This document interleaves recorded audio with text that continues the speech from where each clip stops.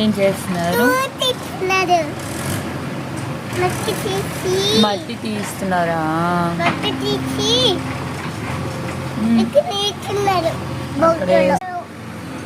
వెళ్ళారా? మళ్ళీ మట్టి తీసి దాంట్లో వేస్తున్నారా?